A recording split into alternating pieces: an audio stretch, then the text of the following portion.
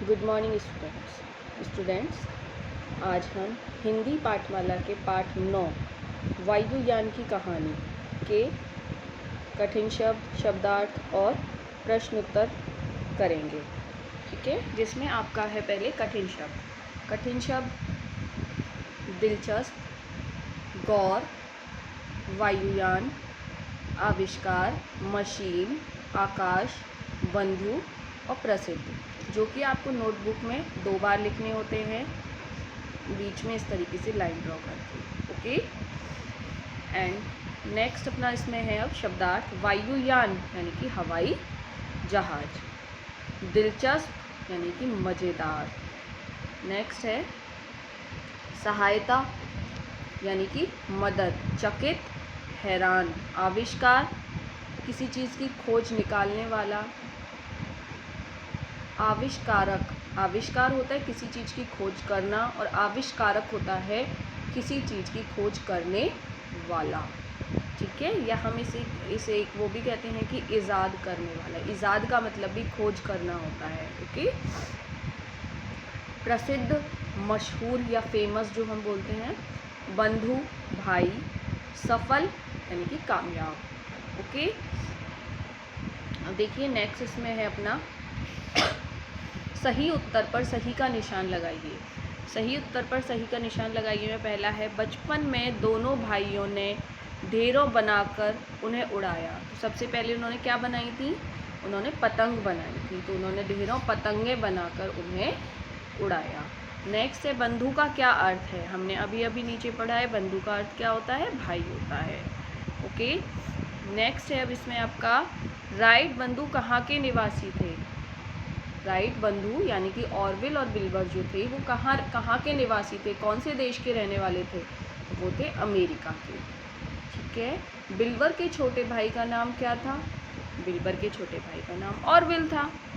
Okay, next है हाँ या नहीं में उत्तर दीजिए। हाँ या नहीं में उत्तर दीजिए में है अपना बिल्बर और ऑरविल के मन में हमेशा तरह तरह के सवाल उठते रहते थे।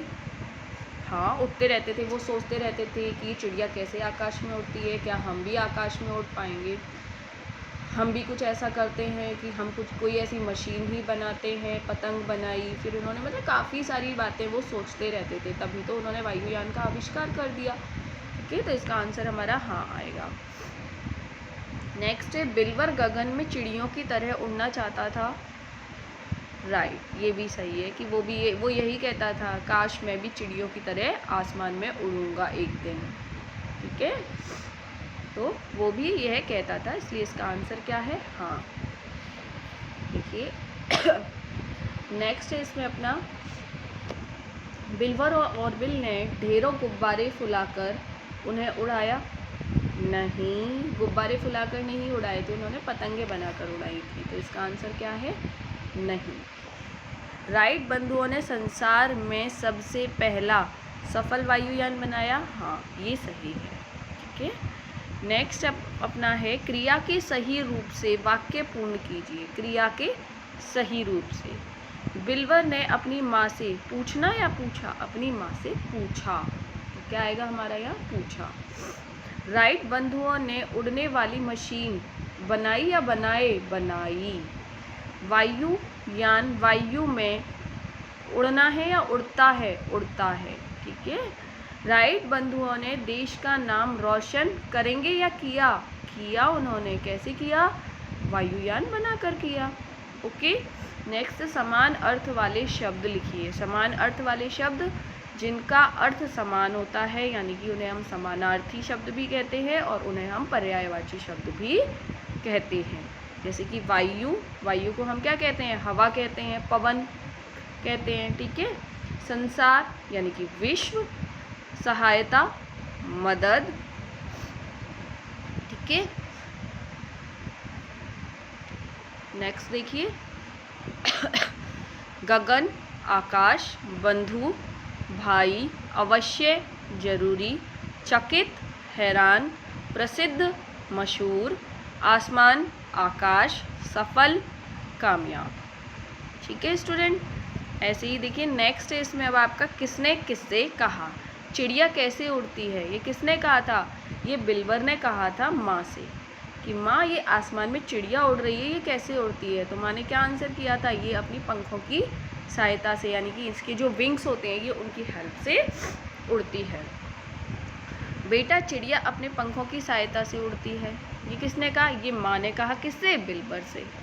ओके, क्यों ना हम पतंग बनाएं और उसे आकाश में उड़ाएं, ये किसने कहा?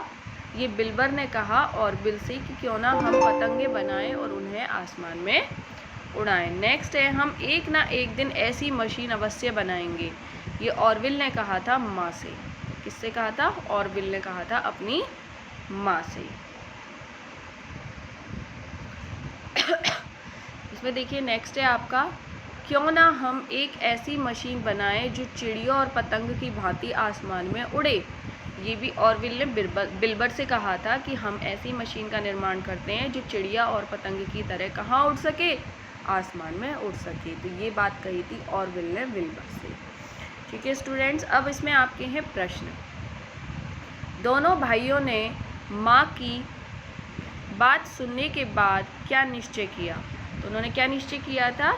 उन्होंने कहा था कि हम पतंग बनाएंगे। सबसे पहले उन्होंने पतंग बनाने का निश्चय किया था। वो कहते थे हम आसमान में उड़ेंगे, लेकिन माँ की बात सुनी उन्होंने, तो उसके बाद सबसे पहले उन्होंने पतंग बनाने का निश्चय किया। दोनों भाइयों ने माँ की बात सुनने के बाद पतंग बनाने का निश्चय किया। नेक्स्ट है, पतंग को उड़ता देख दोनों भाई क्या सोचते थे? पतंग को उड़ता देख दोनों भाई सोचते थे कि क्या हम भी पतंग की तरह आकाश में उड़ सकते हैं? ठीक है, कि हम भी आकाश में पतंग की तरह उड़ सकते हैं।